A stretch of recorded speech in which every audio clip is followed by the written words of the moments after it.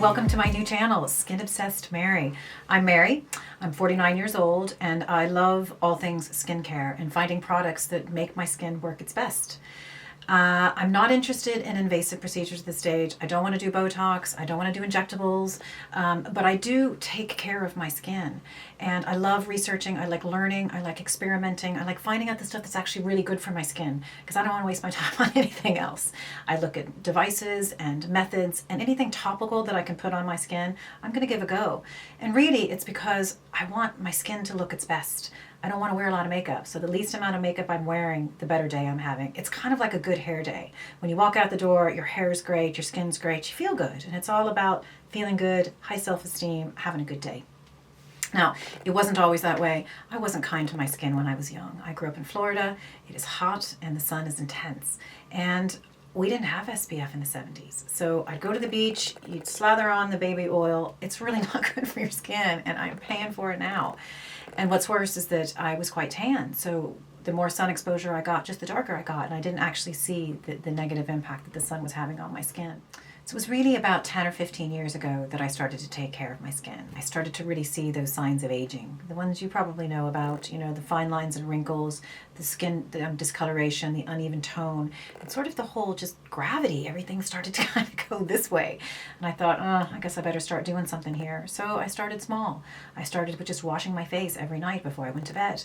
Because for years, in my 20s and 30s, I was going to sleep with makeup on, and it's really not good for your face. So if there's one thing I can say right now, if you were going to start doing, I would say it would be that. But then slowly I started to introduce other things like moisturizers, and then it became serums, and then eventually it was treatments. And it took me quite a few years, but I started to really understand what my skin likes, what it doesn't like. I don't have really sensitive skin. It's pretty tolerable, but there are things that it does and it doesn't like. And the more you sort of go through this process, the more you realize what those things are. So the question is, why am I doing this now? The main answer is COVID. I'm an American, I'm living in Ireland, and in Ireland we had a serious shutdown. So for 12 weeks, you really weren't allowed to go outside.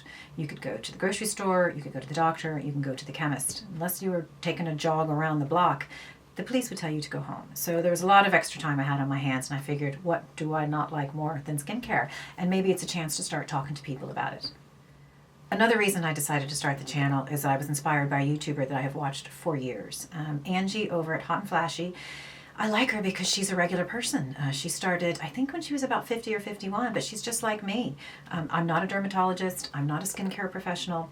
My day job has nothing to do with this. And I have a busy life. I have kids.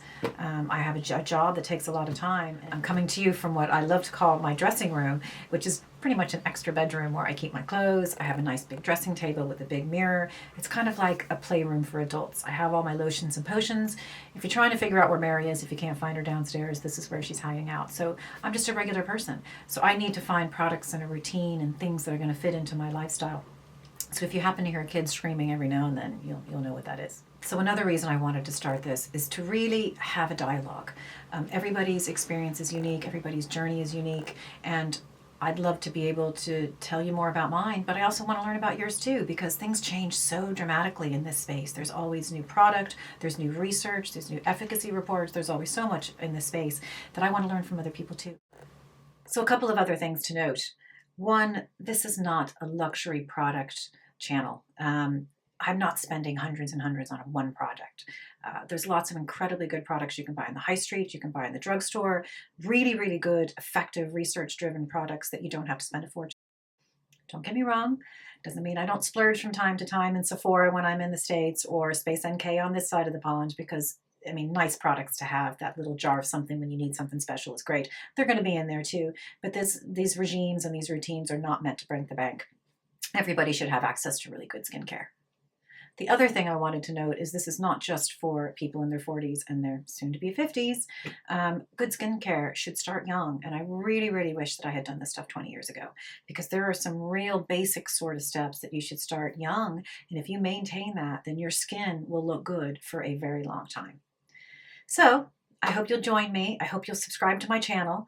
I'll be aiming to do a video a week in all things skincare. We'll be looking at nails and hair and all sorts of fun stuff. So I hope you'll give me your thoughts. I hope you give me a thumbs up, and tell me a little bit about yourself.